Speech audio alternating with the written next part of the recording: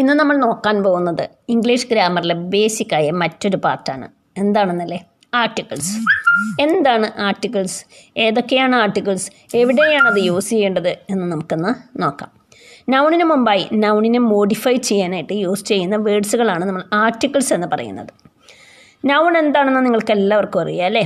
വ്യക്തികളുടെയോ സ്ഥലത്തിൻ്റെയോ വസ്തുവിൻ്റെയോ ആനിമൽസിൻ്റെയോ അതുപോലെ ideas, thoughts, feelings എന്നിവയുടെ എല്ലാം പേരുകളെയും നമുക്ക് നൗൺ എന്ന് പറയാം. നൗൺ എന്നാൽ നാമം അല്ലെങ്കിൽ പേര്.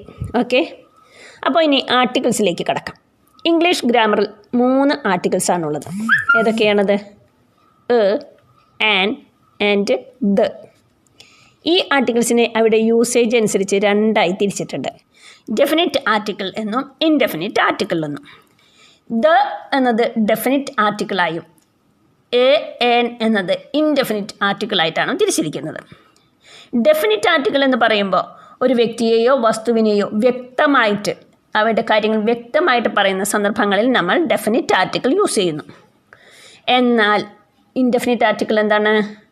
വ്യക്തിയുടെയോ വസ്തുവിൻ്റെയോ ജനറലായിട്ടുള്ള കാര്യങ്ങൾ പറയുന്നതിന് വേണ്ടിയിട്ടാണ് ഇൻഡെഫിനിറ്റ് ആർട്ടിക്കിൾ യൂസ് ചെയ്യുന്നത്. ഓക്കെ, അപ്പോൾ അത്രയും നിങ്ങൾ മനസ്സിലാക്കി വയ്ക്കാം. ഇനി ഇംഗ്ലീഷ് ഗ്രാമറിൽ ആർട്ടിക്കിൾസ് ആയ എയ്ക്കും ആനും ഒരേ അർത്ഥം തന്നെയാണ്. അവ രണ്ടും ഒന്നായിട്ടാണ് നമ്മൾ കണക്കാക്കുന്നത്. അവിടെ രണ്ടിൻ്റെയും അർത്ഥം ഒന്ന് തന്നെയാണ്. എന്നാൽ അവയുടെ യൂസേജിലാണ് വ്യത്യാസം വരുന്നത്. ഓക്കെ, അപ്പോൾ എയിൻ്റെയും ആനിൻ്റെയും മലയാള അർത്ഥം വരുന്നത് എന്താണ്? ഒരു എന്നാണ്. എന്താണ്?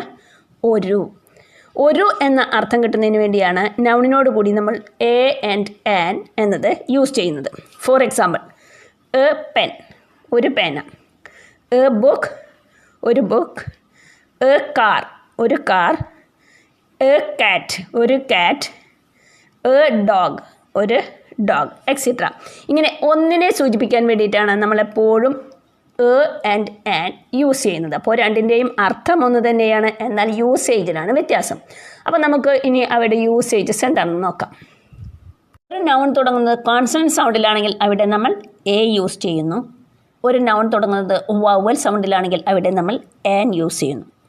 അപ്പോൾ കോൺസണന്റ് സൗണ്ട്, വവൽ സൗണ്ട് എന്നൊന്നും കേട്ട് നിങ്ങൾ പേടിക്കേണ്ട ആവശ്യമൊന്നുമില്ല കേട്ടോ. വളരെ ഈസി ആയിട്ട് തന്നെ നമുക്കത് മനസ്സിലാക്കാവുന്നേ ഉള്ളൂ. നിങ്ങൾ മലയാളത്തിൽ വ്യഞ്ജനാക്ഷരങ്ങൾ എന്ന് കേട്ടിട്ടില്ലേ? എന്താണ് മലയാളത്തിലെ വ്യഞ്ജനാക്ഷരങ്ങൾ എന്ന് പറയുന്നത്? കായ്, ഖ, ഗായ്, ഖങ്ങ എന്ന് തുടങ്ങുന്ന ലെറ്റേഴ്സ് അല്ലേ? ഈ മലയാളത്തിലെ വ്യഞ്ജനാക്ഷരങ്ങൾക്ക് തുല്യമായ ഇംഗ്ലീഷ് അക്ഷരങ്ങളെയാണ് നമ്മൾ കോൺസണന്റ് സൗണ്ട്സ് എന്ന് പറയുന്നത്. മലയാളത്തിലെ വ്യഞ്ജനാക്ഷരങ്ങൾ തന്നെയാണെന്ന് നമുക്ക് പറയാം. ഓക്കെ, അപ്പോൾ ഇംഗ്ലീഷിലെ കോൺസണന്റ് സൗണ്ട്സുകൾ ഏതൊക്കെയാണ്? B, C, D, F, G, H, J, K, L, M, N, P, Q, R, S, T, V, W, X, Y, Z. Okay, ഇങ്ങനെ വരുന്ന ഇംഗ്ലീഷ് ലെറ്റേഴ്സിനെയാണ് നമ്മൾ കോൺസണന്റ് സൗണ്ട്സ് എന്ന് പറയുന്നത്. ഓക്കെ, ഇംഗ്ലീഷിൽ 26 ലെറ്റേഴ്സ് ഉണ്ടെന്ന് നമുക്ക് എല്ലാവർക്കും അറിയാം അല്ലേ? അതിലൊന്ന് ഇംഗ്ലീഷിൽ 26 ലെറ്റേഴ്സ് ഉണ്ടെന്ന് നമുക്കറിയാം അല്ലേ? അതിൽ 21 ലെറ്റേഴ്സും 21 ലെറ്റേഴ്സും എന്താണ്? കോൺസണന്റ് സൗണ്ട്സുകളാണ്. ഓക്കെ, അപ്പോൾ ബാക്കി വരുന്ന 5 ലെറ്റേഴ്സ് മാത്രമാണ് വവൽ സൗണ്ട്സിൽ പെടുന്നത്. അപ്പോൾ വവൽ സൗണ്ട്സിൽ പെടുന്ന ലെറ്റേഴ്സ് ഏതൊക്കെയാണ്? A, E, I, O, U. Okay, A, E, I, O, U എന്ന് പറയുന്ന 5 ലെറ്റേഴ്സ് മാത്രമാണ് വവൽ സൗണ്ട്സിൽ പെടുന്നത്. അപ്പോൾ എന്താണ് ഈ വവൽ സൗണ്ട്സ് എന്ന് പറയുന്നത്? നമ്മൾ മലയാളത്തിൽ സ്വരാക്ഷരങ്ങൾ എന്ന് കേട്ടിട്ടില്ലേ? ഏതാണ് മലയാളത്തിലെ സ്വരാക്ഷരങ്ങൾ? അ, ആ, ഇ, ഈ എന്ന് പോകുന്ന ലെറ്റേഴ്സ് അല്ലേ?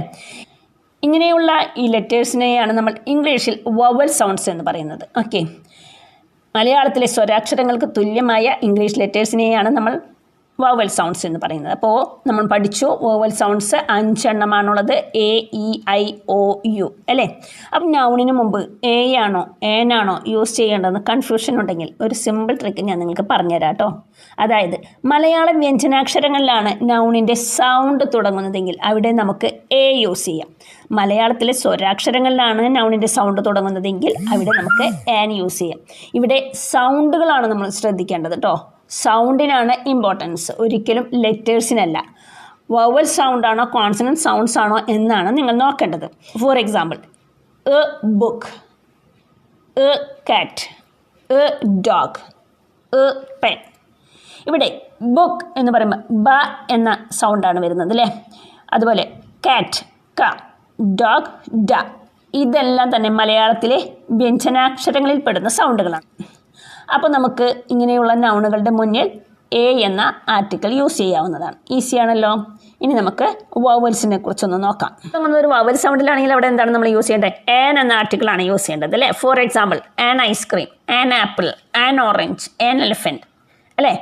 ആൻ ഐസ്ക്രീം എന്ന് പറയുമ്പോൾ ഐ എന്നുള്ളൊരു സൗണ്ടാണ് നമുക്ക് അവിടെ വരുന്നത്. അപ്പോൾ അത് സ്വരാക്ഷരങ്ങളിൽ പെടുന്നു, വവൽ സൗണ്ടാണ്. അപ്പോൾ നമുക്ക് അവിടെ എന്താ യൂസ് ചെയ്യും? ആൻ എന്നത് യൂസ് ചെയ്യാം. ഇനി ആൻ ഓറഞ്ച്, ഓ എന്നൊരു സൗണ്ടാണ് അവിടെ കിട്ടുന്നത്. അതും സ്വരാക്ഷരത്തിൽ പെടുന്നു, വവൽ സൗണ്ടാണ്. അപ്പോൾ നമുക്ക് അവിടെ ആൻ എന്നത് യൂസ് ചെയ്യാം. ഇനി ഇവ തമ്മിലുള്ള ആകെ ഒരു വ്യത്യാസമുള്ളത് നൗൺ കോൺസണന്റ് സൗണ്ട്സ് ആണെങ്കിൽ അവിടെ നമ്മൾ എന്ത് യൂസ് ചെയ്യണം? എ എന്നത് യൂസ് ചെയ്യണം. വവൽ സൗണ്ട് ആണെങ്കിൽ അവിടെ നമ്മൾ ആൻ എന്നത് യൂസ് ചെയ്യണം. ഒരു കാര്യം നമ്മൾ പ്രത്യേകം ഓർത്ത് വയ്ക്കണം. എന്താണത്? നൗൺ തുടങ്ങുന്നത് കോൺസണന്റ് സൗണ്ട് ആണോ അല്ലെങ്കിൽ വവൽ സൗണ്ട് ആണോ എന്നുള്ളത് നോക്കാം. നൗൺ തുടങ്ങുന്ന ലെറ്റർ അല്ല നോക്കേണ്ടത്, നൗൺ തുടങ്ങുന്ന സൗണ്ട് ഏത് സൗണ്ടിലാണ് സ്റ്റാർട്ട് ചെയ്യുന്നത് നോക്കി വേണം നമ്മൾ എയും ആനും ചൂസ് ചെയ്യാനായിട്ട്. For example, a university. A university എന്ന് പറയുമ്പോൾ യു എന്ന ലെറ്റർ വരുന്നത് A E I O U എന്ന വവലിലാണ് അല്ലേ.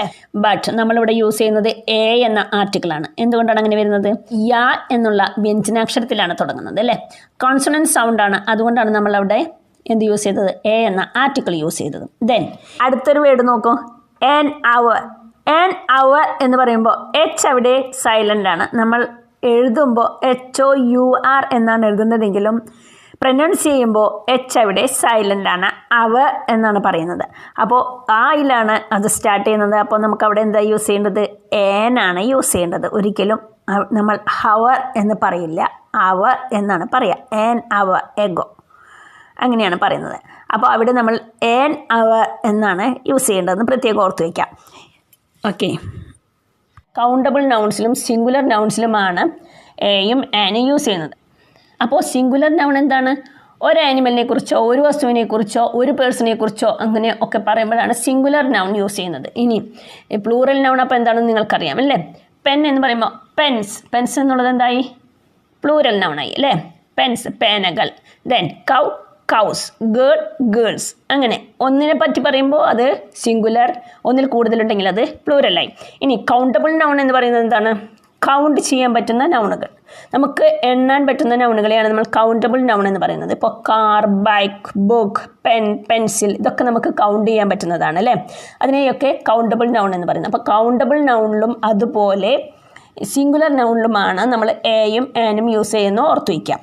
ഓക്കെ, ഇനി കൗണ്ട് ചെയ്യാൻ പറ്റാത്ത നൗണുകൾ നമ്മൾ എന്താ പറയുക? അൺകൗണ്ടബിൾ നൗൺസ് എന്ന് പറയുന്നത് അല്ലേ. അൺകൗണ്ടബിൾ നൗൺസ് എന്ന് പറയുമ്പോൾ ഏതൊക്കെയാണ്? വാട്ടർ, നമുക്ക് എണ്ണാൻ പറ്റുമോ? അവിടെ നമ്മൾ എ യൂസ് ചെയ്യില്ല. എ വാട്ടർ എന്ന് പറയുമോ? ഇല്ല അല്ലേ. ദെൻ സാൻഡ്, ഷുഗർ, ഇതൊന്നും നമുക്ക് എണ്ണാൻ പറ്റുന്നതല്ല അല്ലേ. അപ്പോൾ ഇതിനെയൊക്കെ നമ്മൾ എന്തെന്ന് പറയുക? അൺകൗണ്ടബിൾ നൗൺസ് എന്ന് പറയുന്നത്. അപ്പോൾ ഇനി നമുക്ക് ദ എവിടെയാണ് യൂസ് ചെയ്യുന്നത് നോക്കാം.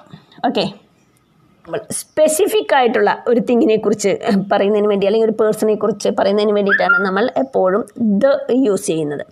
For example, please take the pen എന്നാണ് നമ്മൾ പറയുന്നതെങ്കിൽ അവിടെ സ്പെസിഫിക്കായി നമ്മൾ ആവശ്യപ്പെടുന്ന ഒരു പേന ഉണ്ടായിരിക്കണം. ഓക്കെ, അതല്ല നമ്മൾ ഇങ്ങനെയാണ് പറയുന്നത്, അതായത് please give me a pen. അങ്ങനെയാണെങ്കിലോ എനിക്കൊരു പേന തരൂ, അതായത് ഏതെങ്കിലും ഒരു പേന മതി എന്നൊരർത്ഥത്തിലാണ് നമ്മളത് പറയുന്നത്. ഏതെങ്കിലും ഒരു പേന തരൂ എന്നൊരർത്ഥത്തിലാണ് please give me a pen എന്ന് പറയുന്നത്. അപ്പോൾ ഒരുപാട് സാധനങ്ങളിൽ നിന്ന് ഏതെങ്കിലും ഒരെണ്ണം മതിയെങ്കിൽ നമ്മൾ എന്ത് യൂസ് ചെയ്യും? എ യൂസ് ചെയ്യുന്നു. അതല്ല, സ്പെഷ്യലായിട്ട് സ്പെസിഫിക് ആയിട്ടുള്ളൊരു തിങ്ങാണ് നമുക്ക് വേണ്ടതെങ്കിൽ നമ്മളവിടെ എന്താ യൂസ് ചെയ്യുന്നത്? ദയാണ് യൂസ് ചെയ്യുന്നത്. ഇതുപോലെ തന്നെ യുണീക്കായിട്ടുള്ള, പകരം വയ്ക്കാൻ മറ്റൊന്നില്ലാത്ത, ആകെ ഒരെണ്ണമുള്ള എന്തെങ്കിലും ഒരു കാര്യത്തെക്കുറിച്ച് പറയുമ്പോഴൊക്കെ നമ്മൾ ദയാണ് യൂസ് ചെയ്യുന്നത്. അതായത് the sun, okay, the moon, okay, then the sky എന്നൊക്കെ പറയുമ്പോൾ ഇത് നമ്മുടെ യൂണിവേഴ്സിൽ ഒരെണ്ണം മാത്രമേ ഉള്ളൂ അല്ലേ. അപ്പോൾ ഇതിന് പകരം വയ്ക്കാൻ മറ്റൊന്നില്ല. അപ്പോൾ ഇങ്ങനെയുള്ള സന്ദർഭങ്ങളിലൊക്കെ നമ്മൾ എന്താ യൂസ് ചെയ്യുന്നു? ദ യൂസ് ചെയ്യുന്നു. ഓക്കെ, ഇനി അതുപോലെ റിവേഴ്സിൻ്റെ മുന്നിൽ നമ്മൾ ദ യൂസ് ചെയ്യാറുണ്ട്. Reverse, the Ganga, the Brahmaputra ഇങ്ങനെയൊക്കെ പറയുമ്പോൾ നമ്മൾ ദ യൂസ് ചെയ്യാറുണ്ട്. അതുപോലെ ഓഷ്യൻസിൻ്റെ മുന്നിൽ the Pacific ocean, the Atlantic ocean അങ്ങനെയൊക്കെ പറയുമ്പോഴും നമ്മൾ ദയാണ് യൂസ് ചെയ്യുന്നത്. അപ്പോൾ ഇത്രയും നിങ്ങൾ മനസ്സിലാക്കി വയ്ക്കുക. കൂടുതൽ കാര്യങ്ങൾ നമുക്ക് അടുത്ത ക്ലാസ്സിൽ പഠിക്കാം. അപ്പോൾ ഇത്രയുമാണ് ഇന്നത്തെ ക്ലാസ് യൂസ്ഫുൾ ആണെങ്കിൽ ലൈക്ക് ചെയ്യുക, സപ്പോർട്ട് ചെയ്യുക. അടുത്ത ക്ലാസ്സിൽ നമുക്ക് വീണ്ടും കാണാം. അതുവരേക്കും take care. Bye bye from Ajitha Sivaram.